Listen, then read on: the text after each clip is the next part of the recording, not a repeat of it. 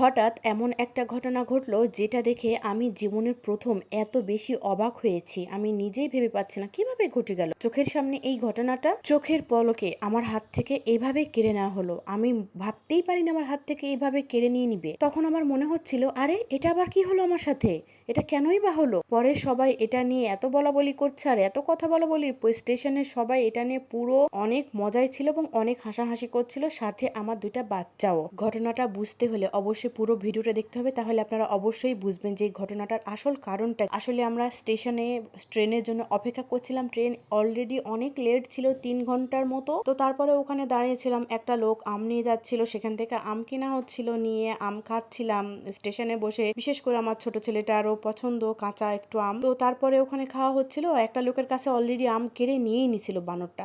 তারপরে যখন আবার আমরা নিলাম, আমাদের কাছ থেকে একদম খাপলা পেতে আম নিয়ে একদম চলে গেল। একদম হাতের আমি তো দেখে প্রচুর ভয় পেয়ে গেছি এবং চমকে উঠেছি আর অনেক বেশি অবাক হয়েছি, নিমিষের মধ্যে কি ঘটনা ঘটে গেল। সাথে আমার বাচ্চারাও। প্রথমে তো সবাই অনেক ভয় পেয়েছে, অনেক দূরে দূরে থাকছিল, সবাই ভিডিও করার জন্য ব্যস্ত হয়ে গেছিল যে ঘটনাটা কি হলো। সবাই অনেকেই এখানে ক্যামেরা নিয়ে দাঁড়িয়েছিল ভিডিও করার জন্য। আসলে বানরটা তো অনেক ক্ষুধার্ত ছিল, সে তো তার মতো করে বোঝাতে পারছিল না যে সে খাবারটা খাবে, কিন্তু এই যে এইভাবে যে ছিনিয়ে নিয়ে খাবারগুলো খাচ্ছিল, সেটাও মনে করেন যে আমরা যারা অভ্যস্ত না তারা অনেক বেশি ভয় পেয়েছিলাম, এবং সাথে যারা স্টেশনে ছিল, যারা এটা দেখে অভ্যস্ত না, তারাও অনেক বেশি ভয় পেয়েছিল। এবং বানরটা আমার পেছনেই দাঁড়িয়েছিল, আমি বুঝতেই পারিনি। তারপর তো সে একটা লোককে ধরে ফেলেছে অলরেডি। সেই লোকের মাথা থেকে কিছুতেই নাম ছিল না, লোকের মাথা থেকে উকুন তুলছিল, উকুন বাসছিল। আর এখানে স্টেশনে আর একটা জিনিস আমি মিস করে ফেলেছি, এখানে স্টেশনে একটা লোক হাত দিয়ে পাথর ভাঙছিল, যেটা আমি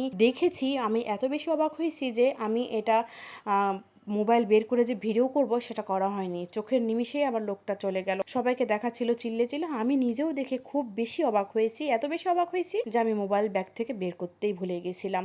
এবং হাত দিয়ে কখনো পাথর ভাঙা যায়, এটা নাকি এর আগে টিভি নিউজে অনেকবার দেখানো হয়েছে, আমার ননদ তাই বলছিল। আসলে ভ্রমণের সৌন্দর্য শুধু একটা জায়গা দেখার সীমাবদ্ধ নয়, অনেক সময় এটা ছোট ছোট ঘটনাকে, যেগুলোকে অনেক পরিকল্পনার অংশেও থাকে না, কিন্তু বাড়ি ফিরে আমরা সেই ঘটনাগুলোকেই সবচেয়ে বেশি মনে করি, সবচেয়ে বেশি মজা পাই, হাসাহাসি করি। আর আপনারা দেখতে পাচ্ছিলেন নিশ্চয়ই যে স্টেশনের পরিবেশটা সত্যি দারুণ ছিল। অনেক গরম ছিল, অনেক জ্যাম ছিল কিছু কিছু সময়ে, কিন্তু পরিবেশটা এত ভালো ছিল। আর এই বানরের ঘটনা নিয়ে পুরো পরিবেশটা যেন আরো বেশি ভালো হয়ে উঠছিল। আসলে কি জানেন, আমাদের প্রতিটি ভ্রমণ কিছু না কিছু আমাদের অবশ্যই শিখায়। কখনো নতুন জায়গা চিনতে শিখায়, কখনো নতুন নতুন মানুষের সঙ্গে পরিচয় করিয়ে দিতে শেখায়, আবার কখনো কখনো এমন মজার অভিজ্ঞতা দেখায় দেয় যেটা অনেক দিন পর্যন্ত মনে থেকে যায়। তাই আমরা চেষ্টা করি শুধু জায়গা দিয়ে নয়, পুরো অভিজ্ঞতাই আমাদের যেন নতুন করে তুলে ধরতে পারি আমরা, এবং আমাদের যেন মনে থাকে, আমরা যেন সবকিছু সুন্দর করে উপভোগ করতে পারি। ছোট্ট একটি ঘটনা কিন্তু